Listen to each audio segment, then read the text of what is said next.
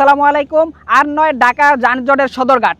এখন থেকে আমাদের রূপগঞ্জে কাঞ্চন ব্রিজের বাম পাশেই পাবেন কার্নিভারের মাধ্যমে গাড়ি সহ যাত্রী সহ ইলিশায় রূপগঞ্জ থেকে ইলিশা যাওয়ার সম্পূর্ণ ভিডিওতে দেখেন এবং সাথে থাকুন।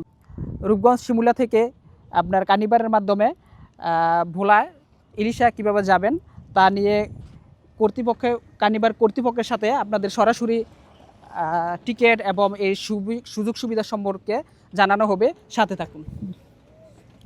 ভাই আপনার তো এখানকার, তাই না?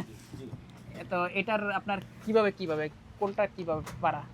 আমাদের এই সার্ভিসটা হলো প্রতিদিন সকাল 9টায় এখান থেকে ছাড়ে।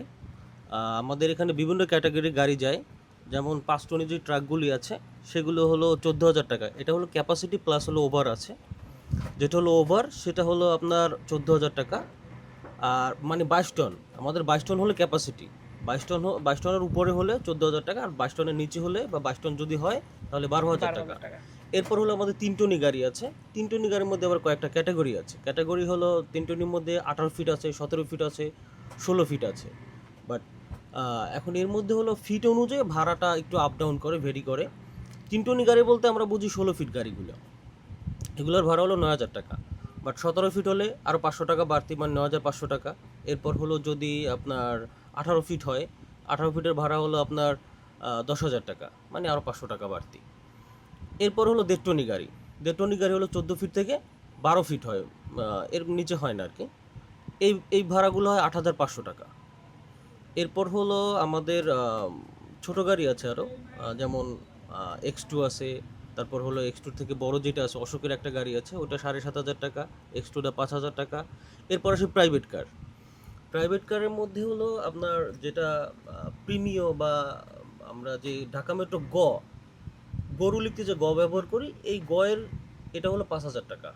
আর যেটা হলো ঢাকা মেট্রো ঘর লিখতে বা ঘুরি লিখতে যে ব্যবহার করি, এটা যদি হয় তাহলে 7,500 টাকা ভাড়া।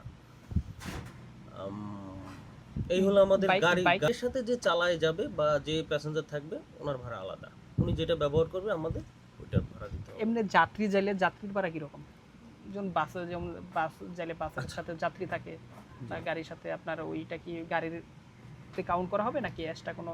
না, এই যেমন আমাদের যদি প্রাইভেট কার যেটা বললাম, প্রাইভেট কারে যদি কেউ কোনো যাত্রী যায় সেক্ষেত্রে ওনার ভাড়া যে ডেক ফেয়ারটা 300 টাকা, ওটা দিতে হবে না। যদি এছাড়া উনি অন্য কোনো ইউজ করে, আমাদের বিজনেস ক্লাস চেয়ার আছে, কেবিন আছে, এগুলো যদি ব্যবহার করে সেটা পে করতে হবে। তাহলে বোঝা গেল গাড়ির ভিতরে থাকলে ফি দিতে হবে না, গাড়ির ভিতর বাইরে হইয়া যদি উনি কোনো আলাদা এক্সট্রা সার্ভিস ব্যবহার করা হয়, বিভিন্ন ক্যাটাগরির চেয়ার আছে, ওইগুলোর জন্য এক্সট্রা ফি দিতে হবে। আমাদের আবার ডেক আছে, উনি যদি ডেকে হাঁটা চলা করে, জাহাজ হাঁটা চলা করে, এজন্য ভাড়া দিতে হবে না। চেয়ারে বসলে, সিট নিলে, আসন নিলে ভাড়া দিতে হবে। ঠিক আছে ভাই, ধন্যবাদ। আমরা কি এরপুর থেকে আসলে কিভাবে আসতে হবে এবং আমরা ঢাকা থেকে আসলে কিভাবে আসতে হবে, নরসিংদী থেকে? এটা তো রূপগঞ্জে তো এখানে আসতে হলে কোন জায়গা থেকে আসলে কিভাবে আসতে হবে? আচ্ছা, গাজীপুরের রুটটা আমি বলতে পারবো না, দুঃখিত।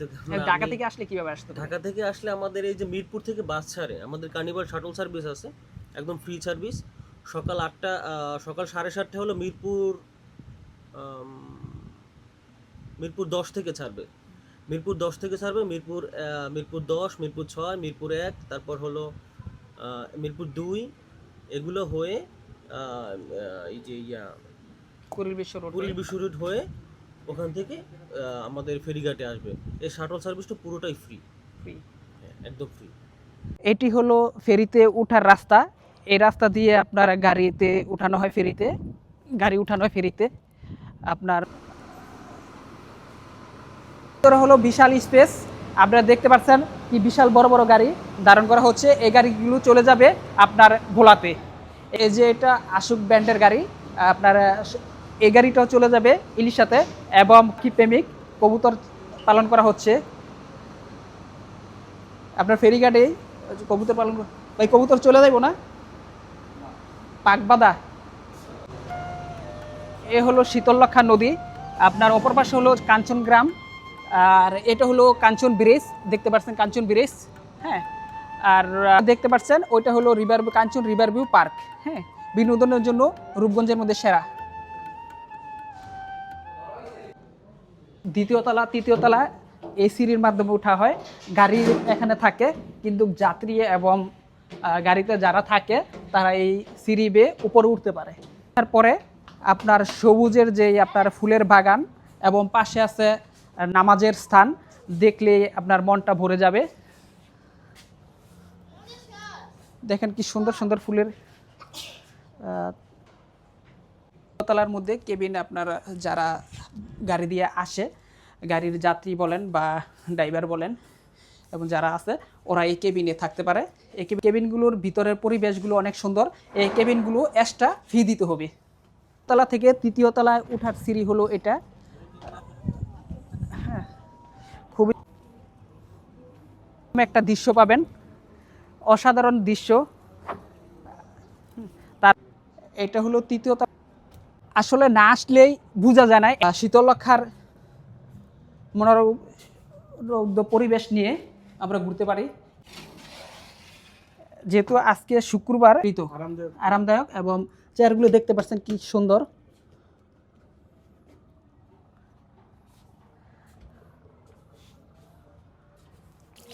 বেসিং ওই ডেকের জন্য, সবাই ইউজ করার জন্য বেসিং। খুবই সুন্দর একটি পরিবেশ। VIP bed, VIP cabin. এটার ভাড়া একটু বেশি, যা আপনারা না আসলে কখনো বুঝতে পারবেন না, আসবেন। আর ওই দেখতে পাচ্ছেন শীতলক্ষা নদীতে ওরা এই জাহাজটি আনন্দ ভ্রমণের জন্য এই জাহাজটি ভাড়া করে নিয়ে চলে যাচ্ছে নির্ধারিত স্থানে শীতলক্ষার মনোরুগ্ধ পরিবেশ উপভোগ করার জন্য।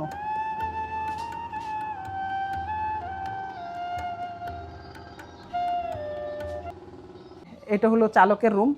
আপনার এখান থেকে সকল কিছু নিয়ন্ত্রণ করা হয়। এই ফেরিটি সকল কিছু সামনে কি আছে না আছে এবং সব কিছু এবং সিসি ক্যামেরা সব দেখা হয়। এতক্ষণ আমার সাথে থাকার জন্য ধন্যবাদ, এবং এরকম সুন্দর সুন্দর ভিডিও দেখার জন্য চ্যানেলটি সাবস্ক্রাইব করে রাখবেন। এবং যারা যারা আমার চ্যানেলের সকল আপডেট পেতে চান, চ্যানেলটি অবশ্যই নোটিফিকেশন অন করে রাখবেন। রাখি, বাই, আল্লাহ হাফেজ।